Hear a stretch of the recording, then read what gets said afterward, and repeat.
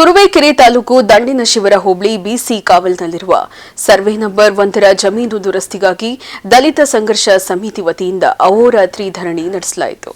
ತುರುವೇಕೆರೆ ತಾಲೂಕಿನ ದಂಡಿನಶಿವರ ಹೋಬಳಿಯ ಬಿಸಿ ಕಾವಲ್ ಗ್ರಾಮದಲ್ಲಿ ಜಮೀನು ದುರಸ್ತಿ ಮಾಡುವಂತೆ ಆಗ್ರಹಿಸಿ ದಲಿತ ಸಂಘರ್ಷ ಸಮಿತಿ ವತಿಯಿಂದ ಅಹೋರಾತ್ರಿ ಧರಣಿ ನಡೆಸಲಾಯಿತು.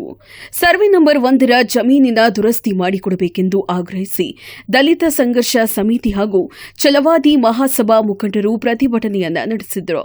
ಈ ವೇಳೆ ಮಾತನಾಡಿದ ದಲಿತ ಸಂಘರ್ಷ ಸಮಿತಿ ಛಲವಾದಿ ಮಹಾಸಭಾದ ಜಿಲ್ಲಾ ಕಾರ್ಯದರ್ಶಿ ಕುಣಿಕೇನಹಳ್ಳಿ ಜಗದೀಶ್, ಡೀಪ್ ಫಾರೆಸ್ಟ್ ಯಾವ ಸರ್ವೆ ನಂಬರ್ನಲ್ಲಿ ಹಾಗೂ ಯಾವ ಜಾಗಗಳಲ್ಲಿ ಘೋಷಿಸಲಾಗಿದೆ ಎಂಬುದನ್ನು ಕಂದಾಯ ಇಲಾಖೆ ಸ್ಪಷ್ಟಪಡಿಸಬೇಕು ಎಂದು ಒತ್ತಾಯಿಸಿದರು.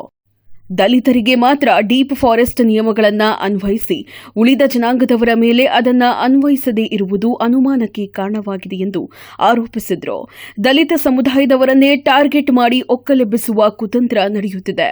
ಇದು ತಾಲೂಕಿನಲ್ಲಿ ನಡೆಯುತ್ತಿರುವ ದುರಾಡಳಿತ ಎಂದು ತಹಸೀಲ್ದಾರ್ ವಿರುದ್ಧ ಆಕ್ರೋಶ ವ್ಯಕ್ತಪಡಿಸಿದರು.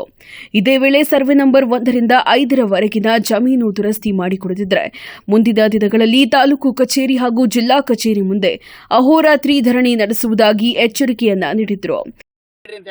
ಇದನ್ನ ನಾವು ಈ ಒಂದು ನಡೆಯನ್ನ ಖಂಡಿಸ್ತಾ ಇದ್ದೀವಿ.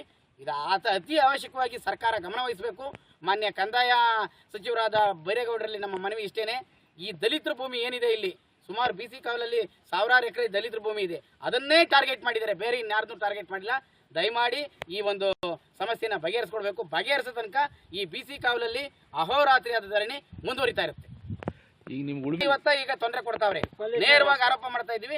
ಪೊಲೀಸರು ತೊಂದರೆ ಕೊಡ್ತಾವ್ರೆ. ರಕ್ಷಣೆಗೆ ಬಂದಿದ್ರು, ಜೆಸಿಪಿ ಕೆಲಸ ಮಾಡ್ಸಕ್ ಹೋದಾಗ ನೀವು ಮಾಡಬೇಡಿ, ಇದು ಡೀಮ್ಡ್ ಫಾರೆಸ್ಟ್, ಅಲ್ಲಿ ಡೀಮ್ಡ್ ಫಾರೆಸ್ಟ್ ಅವ್ರು ಬಂದು ಕೇಳಬೇಕು.